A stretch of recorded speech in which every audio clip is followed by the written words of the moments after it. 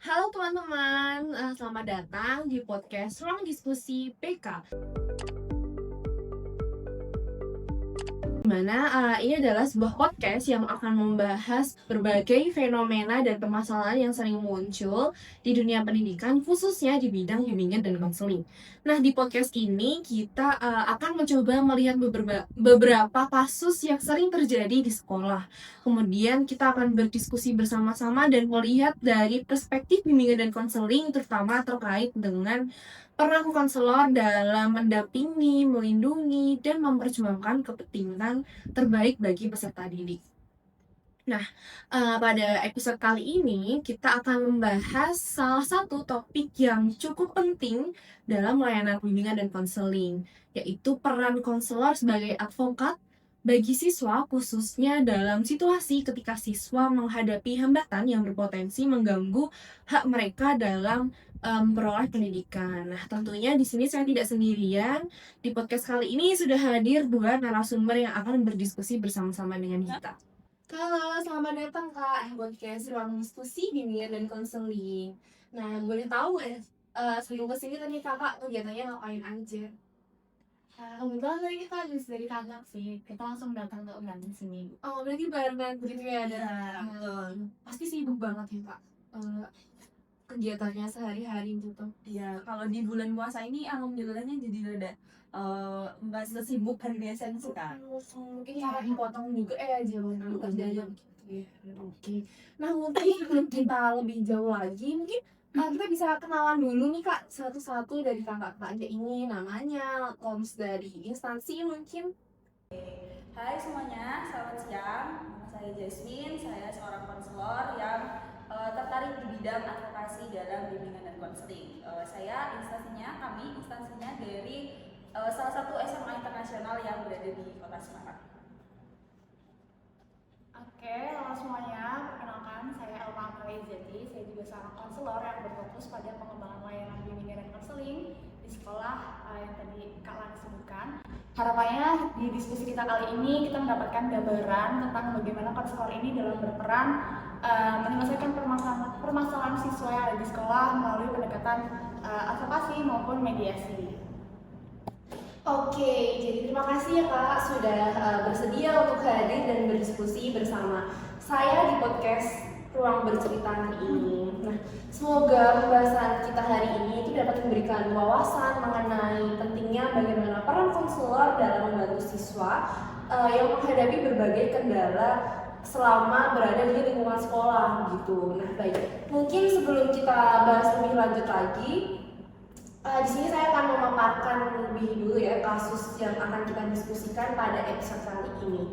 Nah, jadi teman-teman, kasus yang akan kita diskusikan pada hari ini adalah terdapat seorang siswa kelas 11 yang sudah beberapa bulan ini menunggak pembayaran SPP karena kondisi ekonomi keluarganya yang sedang mengalami kesulitan, di mana ayah dari siswa tersebut baru saja kehilangan pekerjaannya sehingga penghasilan di keluarga siswa tersebut itu menjadi tidak stabil.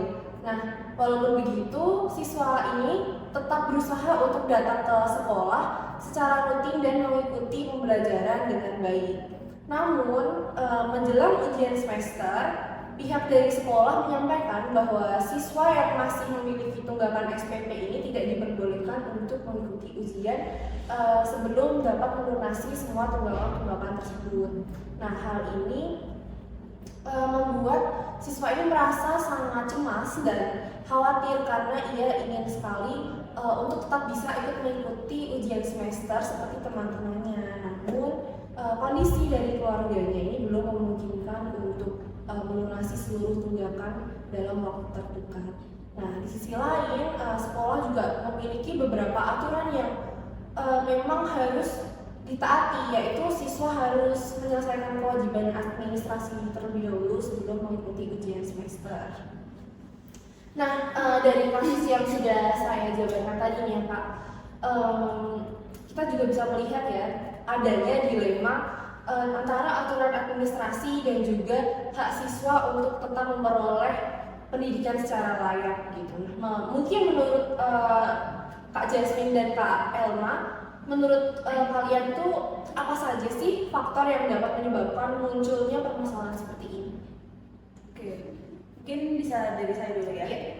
Jadi menurut saya kalau misal dari kasus yang sudah dibacakan tadi, ada siswa yang menunggak SPP ya, dan tidak diperbolehkan untuk mengikuti ujian sekolah. Nah, menurut saya nih faktor utamanya itu bisa dari kondisi ekonomi siswanya tersebut. Nah, ketika salah satu orang tua tidak punya pekerjaan, otomatis kan kondisi finansial keluarga juga menurun.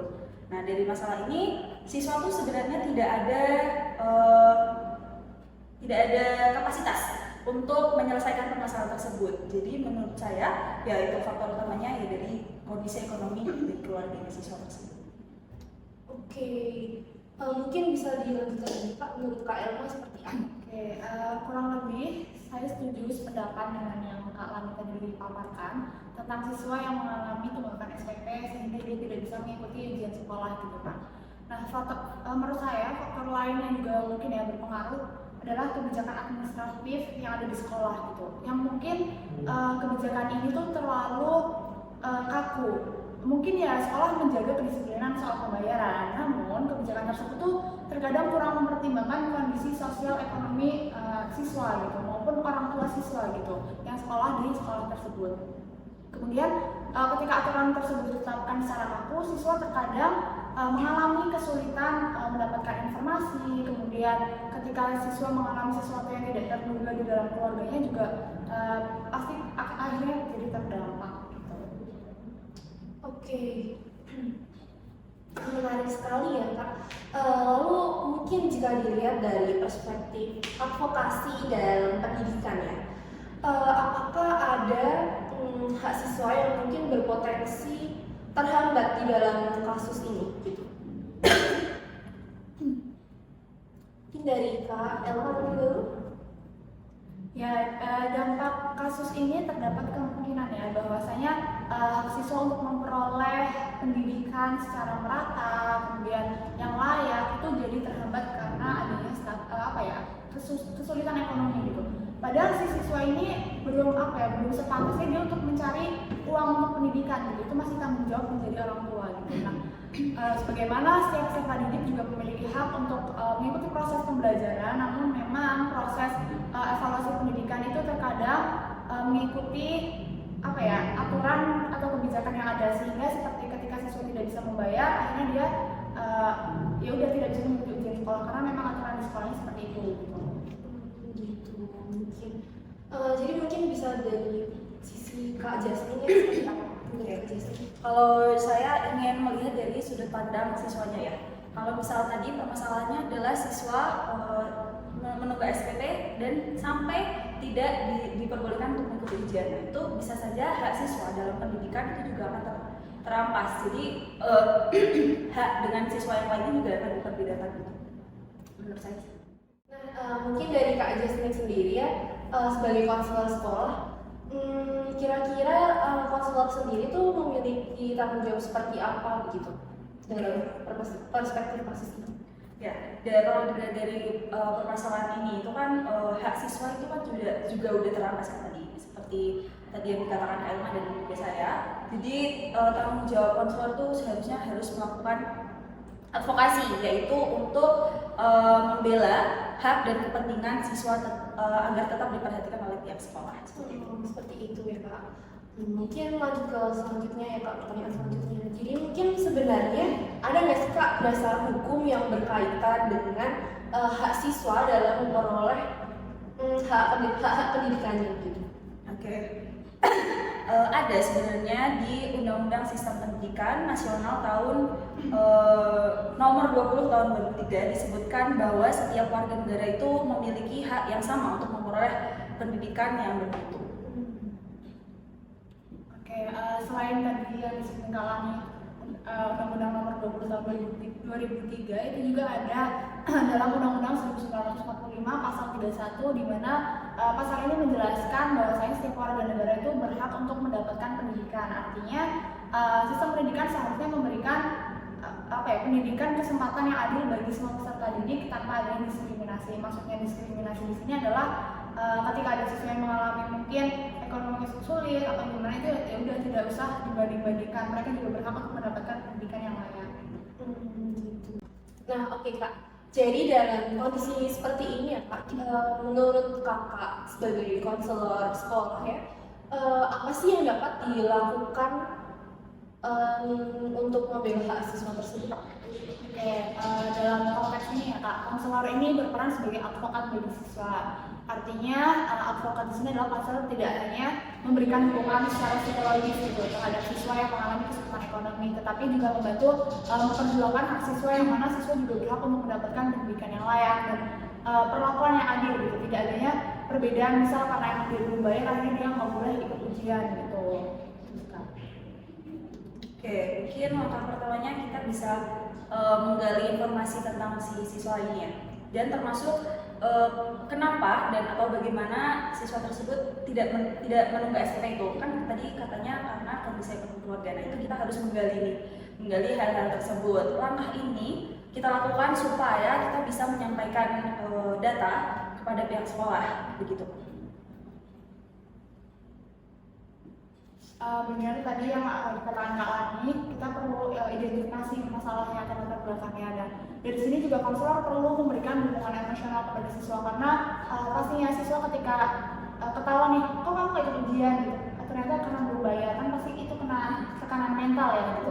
Kayak mungkin siswa jadi malu, jadi ini gitu. Nah sehingga siswa dari situ konselor perlu pendampingan biar siswa itu tidak merasa sendirian menghadapi tekanan atau kecemasan akibat situasi yang mungkin itu bukan kontrol dia juga gitu. Oke, jadi apakah menurut Kakak konselor dalam menangani hal seperti ini tuh bekerja sendirian dalam menyelesaikan kasus-kasusnya gitu?